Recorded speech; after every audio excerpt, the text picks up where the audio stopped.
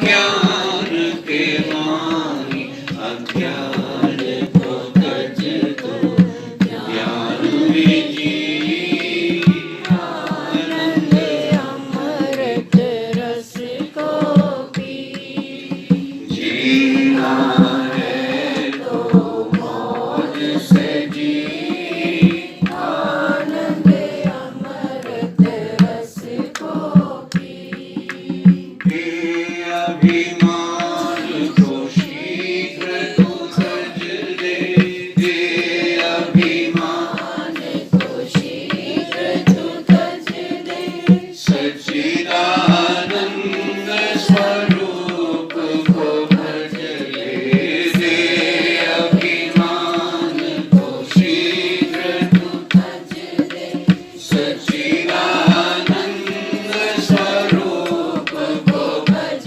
ले सुख का है आधार यही आनंद अमृत रस को पी सुख का है आधार यही आनंद अमृत रस को पी देह अभिमान क्या है? शरीर हूं मैं को शरीर में लगा देना। आप शरीर हो कि आत्मा हो? जी आत्मा हो। आप आत्मा हो, सच्चित आनंद हो, ये जानते हो, अनुभव करते हो कि सुनी सुनाई बात करते हो, है ना? सुन लिया है तो उसको प्रयत्न से जानना है। अरे अयम आत्मा वारे दृष्टव्यो, उसको बार बार देखो। श्रोतव्यो, उसको सुनो, बार बार सुनो। मंतव्यो, उसका मनन करो। निधिध्यासितव्यः, उसको जियो, उसमें जियो, उसको जियो। जी जीवन एक साधना है, इसमें तो कोई संशय है नहीं। मानव का जीवन एक साधना है, जीवन का एक लक्ष्य है। भगवान राम पैदा होते हैं जिस नगरी में, उसका नाम है अयोध्या, और वहां के राजा है दशरथ। 5 कर्म इंद्रियां, 5 ज्ञान इंद्रियां, और ये रथ है शरीर। और रथ किस लिए होता है कि एक जगह से दूसरी जगह जाने के लिए, साधन धाम मोक्ष के द्वारा, ये कहीं जाने के लिए है। कहाँ जाने के लिए? मोक्ष में। मोक्ष क्या है?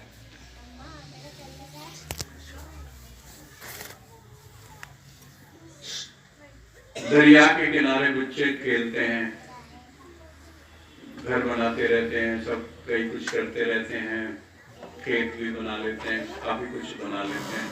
संध्या होती है, सायंकाल होती है तो ध्यान आता है घर का, फिर अपने घर चले जाते, वहां घर बना रहे थे, फिर घर जाते हैं, वहां खेल रहे थे, फिर घर जाते हैं। आया जहां से सैर करने ऐ मुसाफिर तू यहाँ, था सैर करके लौट जाना युक्त तुझको फिर वहां। सैर करना भूल कर निज घर बना कर टिक गया कर याद अपने देश की परदेश में कर है। जो आपका अपना घर है, धाम कह लो, घर कह लो, सचखंड कह लो, सत्यलोक कह लो, ब्रह्म कह लो, ईश्वर कह लो, आत्मा कह लो, वो है। वहां आप उसको जान जाओगे तो मोक्ष है। देह अभिमान के होते उसको नहीं पा सकोगे। तो मैं शरीर नहीं हूं, मैं चेतना हूं, आत्मा हूं, ये मान लेने से फिर उसको जानने का प्रयत्न करना होगा। इसलिए जागो जागो जागन की वेला, मनुष्य जन्म मिला है अलबेला। जीवन का है सार यही, आत्म अमृत रस को पी। जीना है तो मौज से जी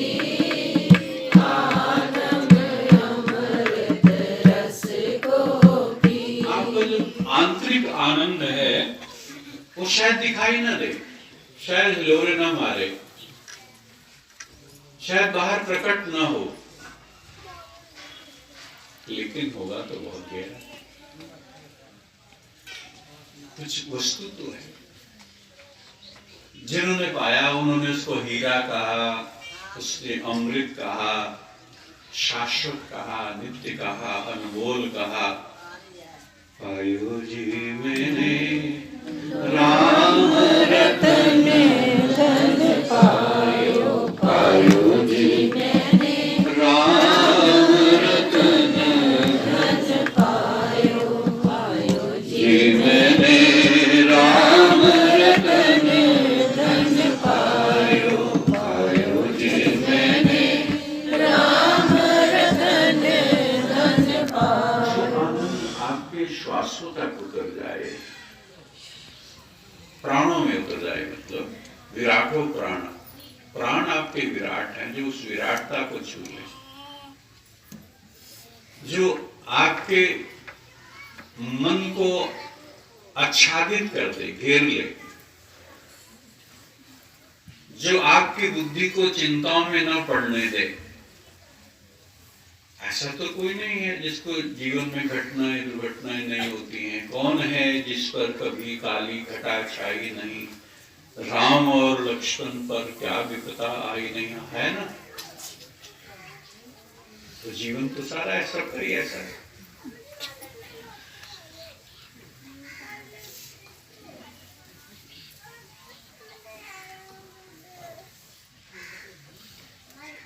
कर्ण के पास कृष्ण गए, कहने लगे कर्ण तू बड़ा भाई है इनका।